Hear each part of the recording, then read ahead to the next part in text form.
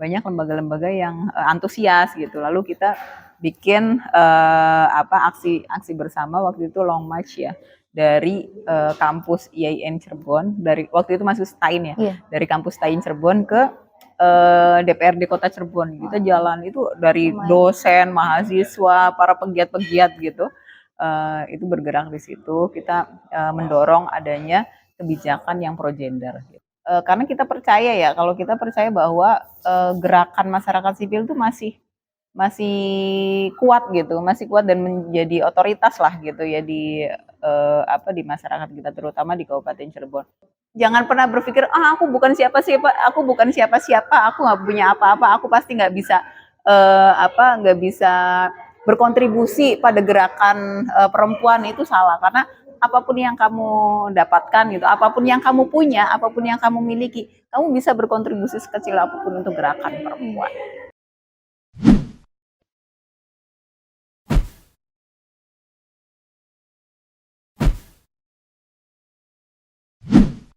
Assalamualaikum warahmatullahi wabarakatuh. Shalom, Om Swastiastu, Namo Buddhaya, salam kebajikan, salam sejahtera untuk kita semua. Teman-teman, kembali lagi dengan kami, Paham Perempuan. Paham Perempuan kali ini ingin melakukan serawung podcast bersama salah satu jaringan yang ada di Cirebon dengan nama Jaringan Cirebon untuk Kemanusiaan. Dan kali ini saya sudah bersama dengan salah seorang pegiat Jaringan Cirebon untuk Kemanusiaan, yakni Mbak Alifatul Arifiyati. Assalamualaikum, Mbak. Waalaikumsalam warahmatullahi wabarakatuh. Gimana Mbak kabarnya? Alhamdulillah, baik.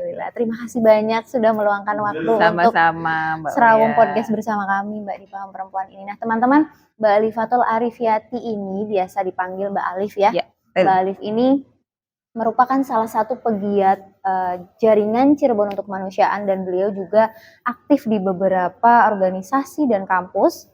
Yakni beliau aktif di Fahmina sebagai staf program, beliau juga aktif di FAAM Indonesia atau Forum Aktivis Perempuan Muda.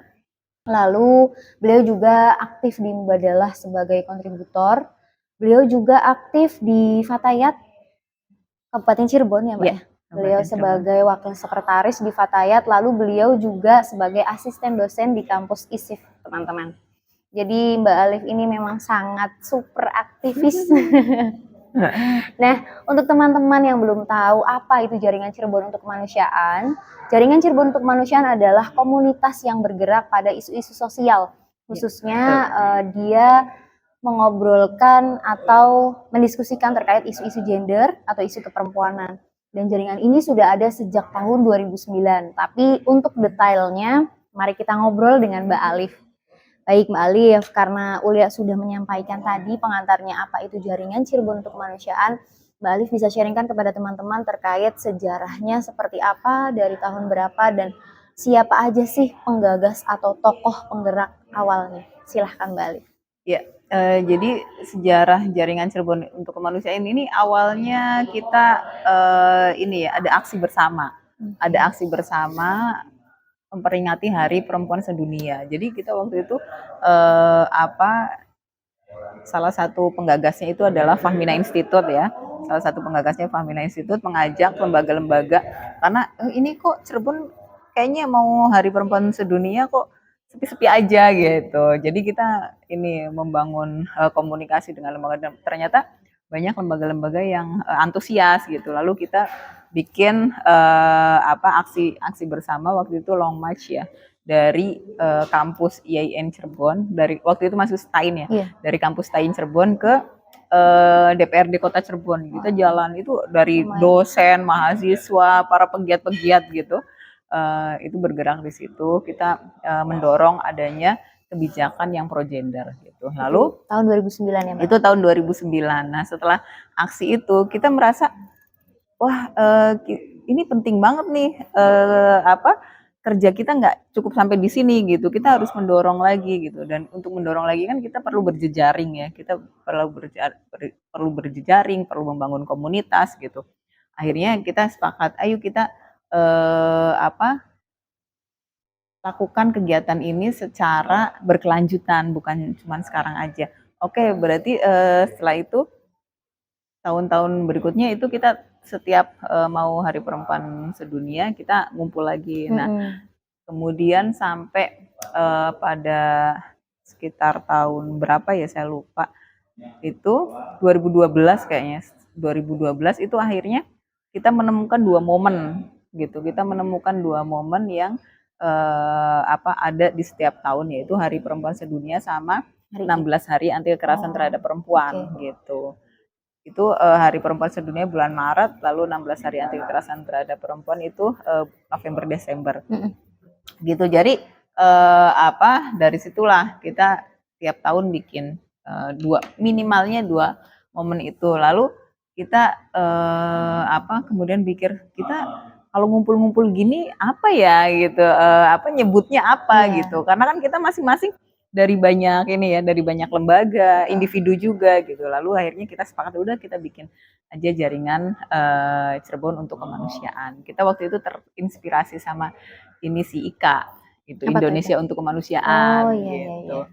Jadi kita bikin Cirebon untuk Kemanusiaan gitu. Nah, yang tergabung di jaringan Cirebon untuk Kemanusiaan karena kita sifatnya sangat cair ya. Jadi siapapun boleh masuk selagi punya visi yang sama terkait dengan isu keadilan gender gitu. Jadi individu, kelompok, lembaga, pemerintah itu bisa aja masuk gitu. Jadi kalau secara kelembagaan ada sekitar 18 lembaga gitu, ada sekitar 18 lembaga yang tergabung gitu. Walaupun kita nggak ada mekanisme nggak ada mekanisme masuk jadi member gitu-gitu. Iya. Cuman yang biasa aktif terlibat dalam kegiatan-kegiatan kita ya sekitar 18 gitu. Oke, untuk tokoh-tokohnya Mbak bisa disebutkan gitu? Tokoh-tokohnya ya kalau tokoh-tokoh yang aktif gitu ya, aktif daily-nya ya ada dari ada dari Fahmina, ada Fahmina saya ya, kemudian ada dari Fatayat, Mbak Rosiko, kemudian dari Balkis, dari Balkis ada Mbak Saada, ada Mbak Upi gitu, ada Mbak Dian, kemudian ada dari Umah Ramah ada Mbak Asih, kemudian dari KPI itu ada ada Mbak Leli sama Mbak Atun gitu. Terus juga ada dari Kopri itu ada Alvina, dari Kohati juga ada yang lain gitu. Jadi itu memang mengemban semua ya Mbak? Iya, jadi kita emang ngajak bareng-bareng. Mengajak awalnya memang kelembagaan gitu. Karena dari lembaga itu kan mereka punya punya komunitas, punya kader, punya anggota gitu. Untuk ini Mbak, gerakan yang sudah dilakukan atau kegiatan program selain yang tadi, mungkin kan berjalannya waktu dari tahun 2009, 2012 sampai hari ini 2024, teman-teman jaringan Cirebon untuk Kemanusiaan pasti sudah melakukan selain 2 kegiatan tadi. Apa aja nih Mbak untuk kita yang dilakukan oleh jaringan itu pada intinya sih kita pendidikan gitu, pendidikan publik gitu. Pendidikan publik mau pakai diskusi-diskusi publik di kampus, kemudian di sekolah-sekolah, lalu di desa-desa gitu. Kita setiap melakukan kegiatan kita ada lokus-lokusnya sih, terutama kampus, desa, pesantren gitu. Kampus, desa, pesantren, lalu sekolah gitu. Itu yang jadi sasaran kita biasanya untuk melakukan pendidikan publik. Kemudian selain itu kita juga ada upaya advokasi kebijakan gitu. Advokasi kebijakan ini karena kita percaya ya, kalau kita percaya bahwa gerakan masyarakat sipil itu masih kuat gitu, masih kuat dan menjadi otoritas lah gitu ya di masyarakat kita, terutama di Kabupaten Cirebon. Nah, tahun 2018 itu kita mendorong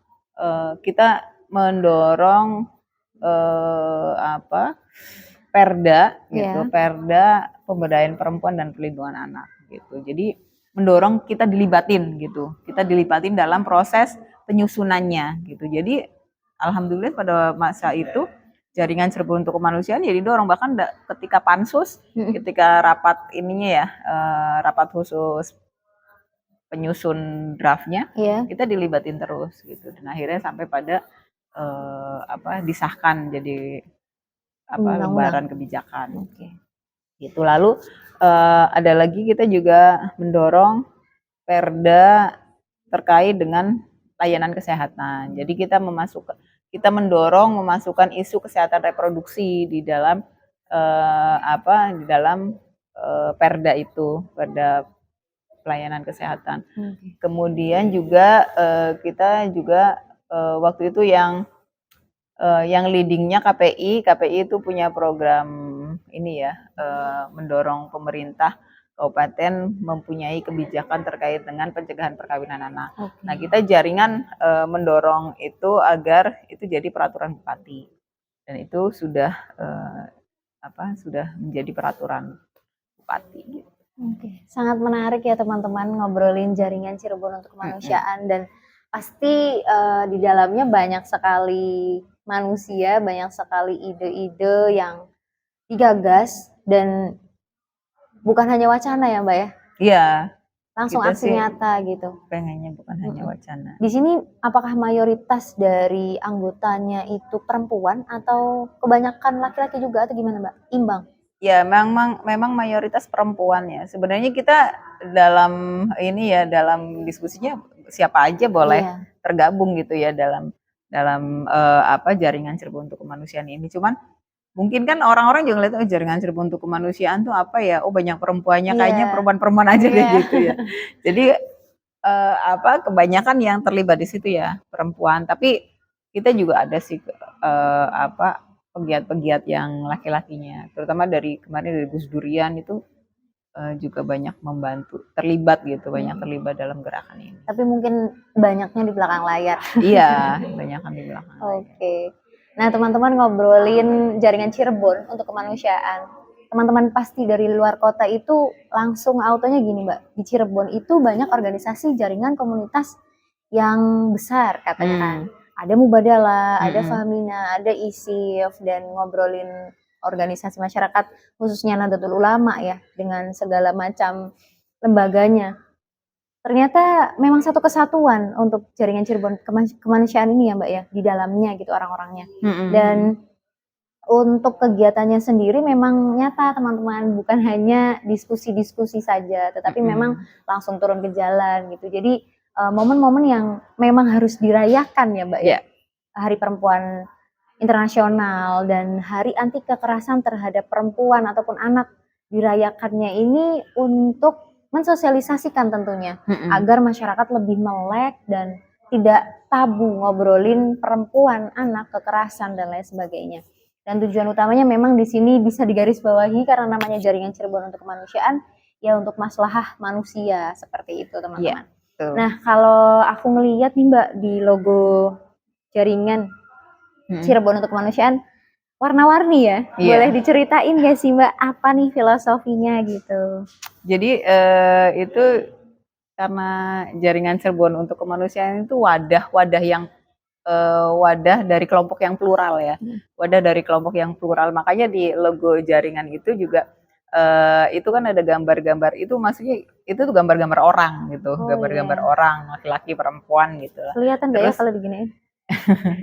Terus mungkin nanti pas visualnya di iniin aja ya. Boleh. Lalu di ada warna-warninya, itu kita pengen menyampaikan bahwa jaringan Cirebon untuk kemanusiaan itu terdiri dari kelompok yang beragam.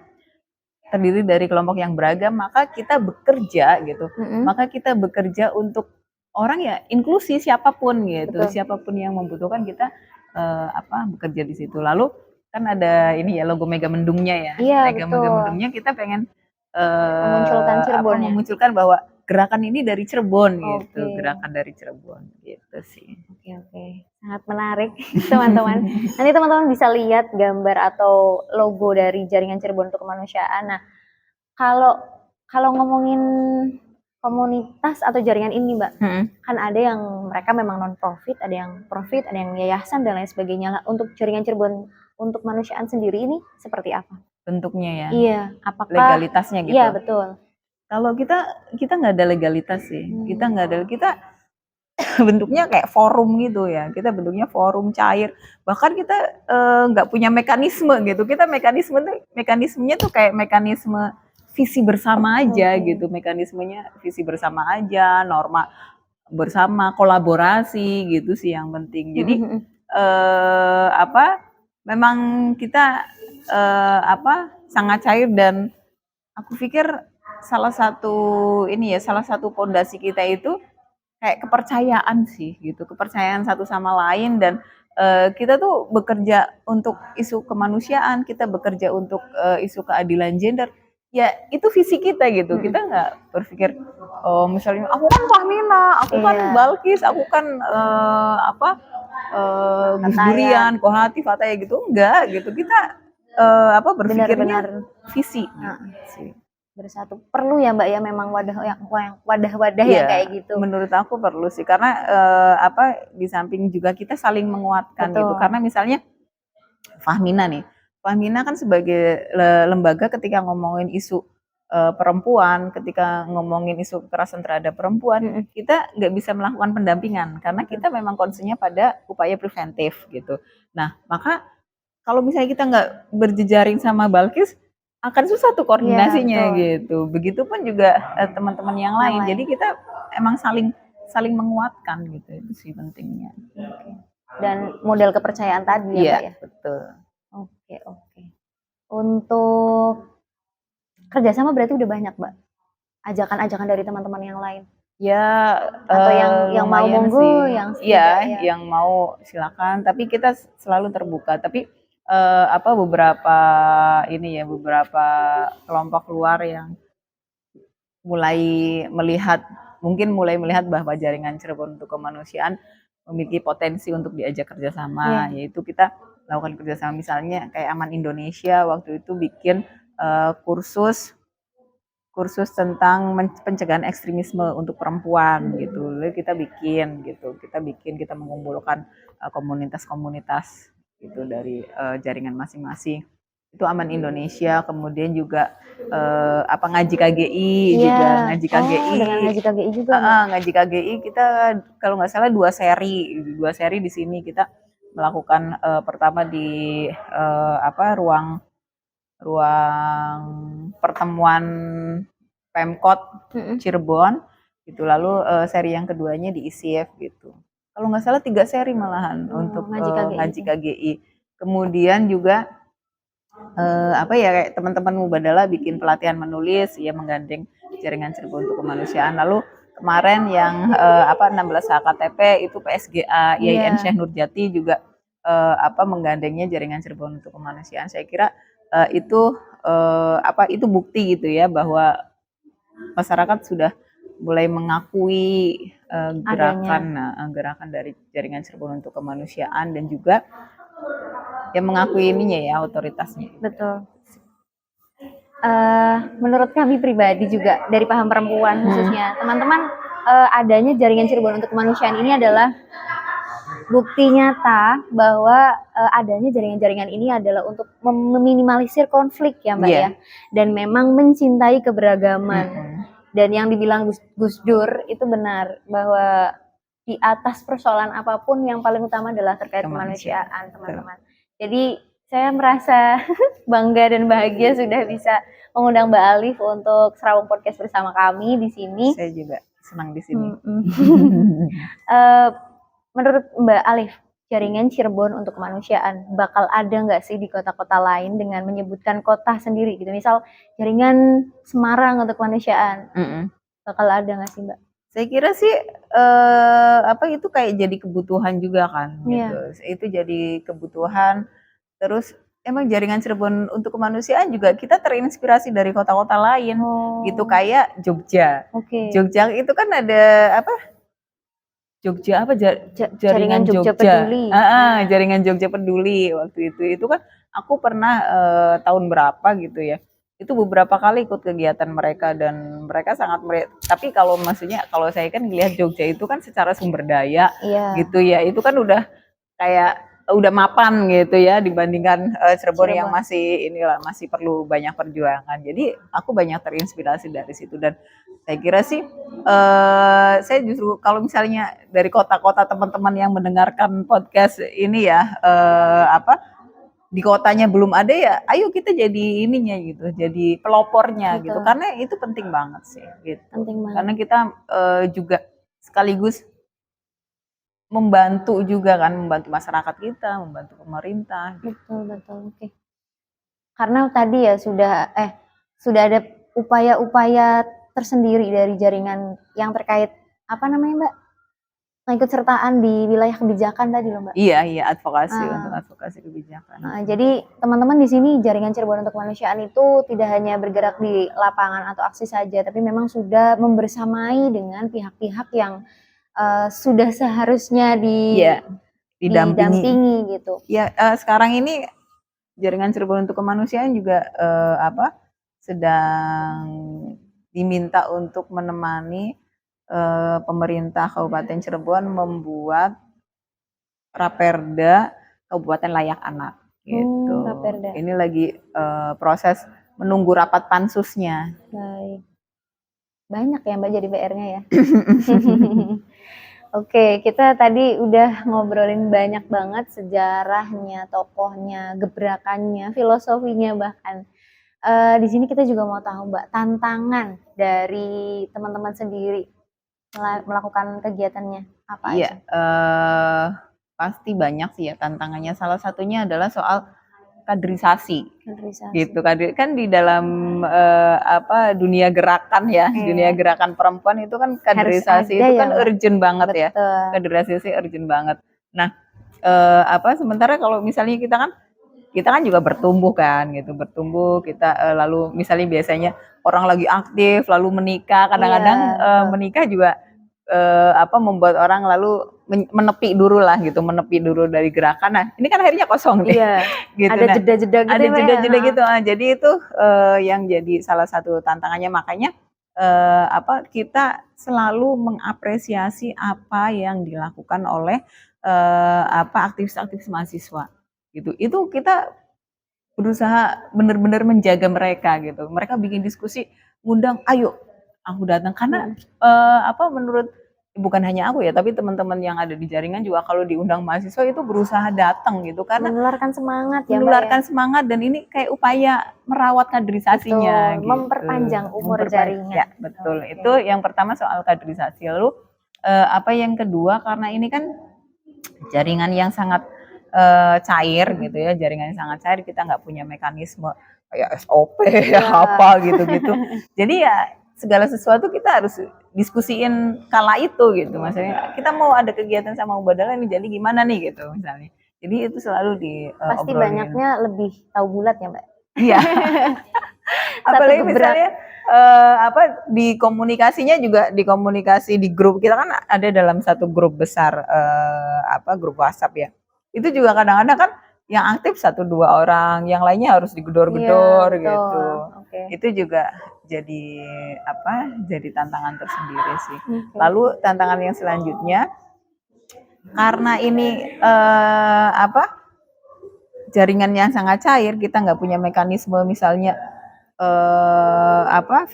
verifikasi atau apa gitu untuk masuk ke ininya gitu. Ya, SAP-nya gitu ya. Jadi kita kayak udah orang yang mau masuk jaringan berarti kita percaya dia punya perspektif gender yang baik gitu. Misalnya kita udah percaya gitu ya. Nah, tapi pada masa berjalannya gitu, itu kadang-kadang kadang misalnya kita kegiatan ada kegiatan pendidikan publik. Yeah. Kadang kan kalau teman jaringan kan sibuk semua ya, misalnya ada 1 orang akhirnya yang bisa gitu, tapi ternyata pas di lapangan perspektifnya tuh bias gitu.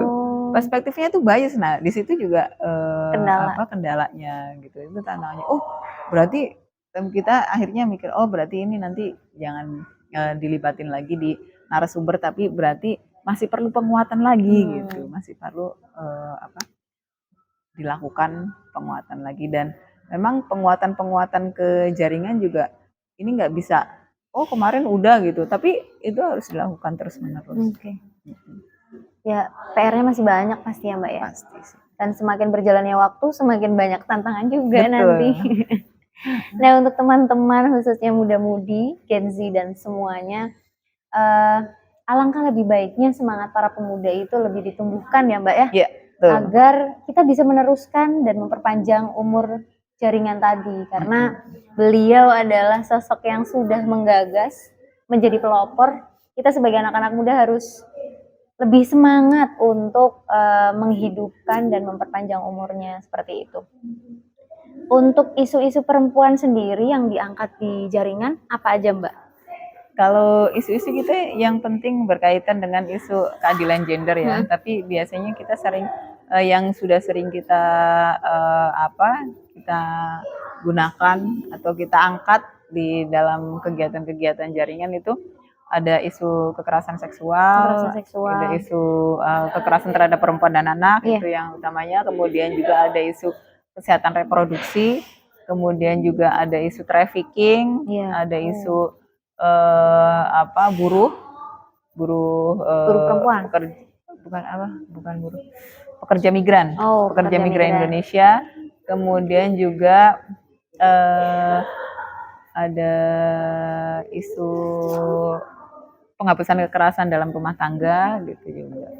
Itu sih sekitar isu-isunya. Tapi biasanya kita kalau kalau mau momen-momen kampanye, rangkaian kampanye, kita iniin dulu, kita rapatkan dulu gitu, kita sepakati dulu mau isu apa nih yang kita angkat di dalam rangkaian ini gitu. Tetapi ketika kita menyampaikan ke, misalnya kan kita kadang kerjasama ya, kerjasama sama desa, kerjasama sama sekolah, kerjasama sama kampus, itu kita diskusiin lagi kampus, kita ngangkat isu ini nih, misalnya kita ngangkat isu kekerasan seksual nih, kampus gimana, keberatan nggak gitu kalau misalnya keberatan misalnya, atau isunya lebih ke kekerasan dalam pacaran aja gitu, itu kita oke.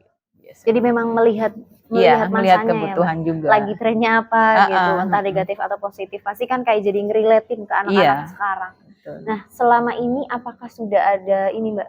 Kalau Mbak kan tadi lebih masanya yang didatangi oleh jaringan atau orang yang datangin ke jaringan itu kan anak-anak muda ya? Iya.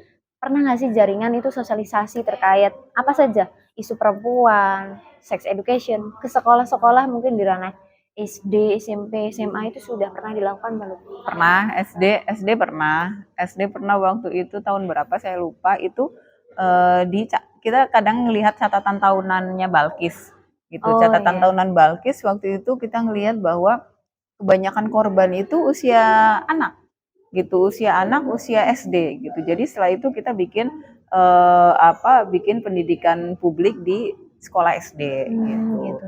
Terus juga kemudian pada tahun berapa juga, mungkin 2 tahun sebelum ini ya, 2 tahun sebelum ini itu salah satu pegiat jaringan Cirebon untuk kemanusiaan itu suaminya ngajar di SMP gitu, ngajar di SMP, dan ternyata menemukan bahwa muridnya itu ada kasus menjual belikan pornografi gitu, seks video seks gitu, dan dia yang jadi pelakunya, maksudnya jadi pemainnya di situ gitu. SMP itu Mbak? SMP kelas 1, SMP, dan itu kelas 1. Jadi kita waktu itu datang ke sekolahnya, kita bikin pendidikan gitu ya. Kita nyebar tuh berapa kelas gitu. Kita dibagi sekitar ada 7 orang, kita bagi 7 kelas gitu. Kita bagi 7 kelas, terus dari jam 7. Karena itu kan di SMP kan. Jadi harus pagi banget, kita jam 7 udah nyampe sono. Jam 7, terus setelah itu jam 10 sampai jam 10 ada ada sosialisasi lagi dari Polres karena berkaitan dengan cybercrime-nya gitu. Itu sih, sekolah-sekolah juga kita melakukan itu. Oke, terima kasih Mbak Alifa. Sama-sama. Sekali lagi sudah meluangkan waktunya untuk Serawung Podcast di Paham Perempuan. Semoga dengan adanya podcast ini, dengan adanya Serawung Podcast ini bisa membangun teman-teman muda agar lebih semangat mengibarkan kepedulian terkait sesama, khususnya di kemanusiaan. Terkait nanti yang sudah dipaparkan Mbak Alif tadi terkait tantangannya, teman-teman juga bisa memberikan kritik dan saran ya Mbak ya. Kita semua di sini sangat membuka pintu kritik dan saran agar kita menjadi lebih baik lagi dan berkembang lagi gitu. Mungkin bisa ditutup dengan closing statement Mbak Alif. Ya, kalau aku kepada teman-teman muda atau juga kepada siapapun gitu yang merasa punya potensi gitu ya, merasa punya potensi untuk tergabung dalam jaringan, kita membuka diri, dan juga kalau teman-teman punya resource gitu ya, punya resource untuk dibagikan dalam jaringan, ya kita sangat membuka, karena untuk bekerja dalam jejaring, terutama jaringan Cirebon untuk kemanusiaan, itu diperlukan kolaborasi gitu, diperlukan kolaborasi, dan kita sama-sama berbagi ini ya, berbagi potensi gitu, sharing resource lah gitu. Kita bisa apa, itu yang bisa kita lakukan gitu sih. Kalau jangan pernah berpikir aku bukan siapa-siapa, aku nggak punya apa-apa, aku pasti nggak bisa nggak bisa berkontribusi pada gerakan perempuan. Itu salah, karena apapun yang kamu dapatkan gitu, apapun yang kamu punya, apapun yang kamu miliki, kamu bisa berkontribusi sekecil apapun untuk gerakan perempuan gitu sih. Oke. Kesimpulan bisa kita tarik bahwa kita memilih bermanfaat itu berarti kita memilih untuk lebih bermartabat ya Mbak ya. Nah teman-teman juga jangan lupa bahwa kita ini makhluk sosial, jadi harus sosial dengan sesama. Oke teman-teman, karena kita sebagai makhluk sosial, maka jangan pernah lupa untuk terus peduli terhadap sesama dan mengedepankan kegiatan-kegiatan bermanfaat yang bertemakan kemanusiaan. Dan Jaringan Cirebon untuk Kemanusiaan hadir untuk kita semua tanpa memandang latar belakang kita apa, dan kita juga bisa bergerak bersama ya Mbak ya untuk memajukan nalar kritis masyarakat khususnya di Indonesia. Baik, semoga bermanfaat. Hanya ini yang bisa kami sampaikan. Teman-teman jangan lupa untuk subscribe di kanal YouTube kami di Paham Perempuan. Silakan untuk klik loncengnya agar teman-teman selalu dapat update video terbaru dari kami. Teman-teman juga bisa share, like, dan komen. Kita membuka luas kritik dan saran agar kita terus bisa menjadi lebih baik. Salam perempuan berdaya ya Mbak ya. Salam perempuan berdaya. Allahumma muwaffiq ila aqwamit thoriq. Assalamualaikum warahmatullahi wabarakatuh. Waalaikumsalam warahmatullahi wabarakatuh.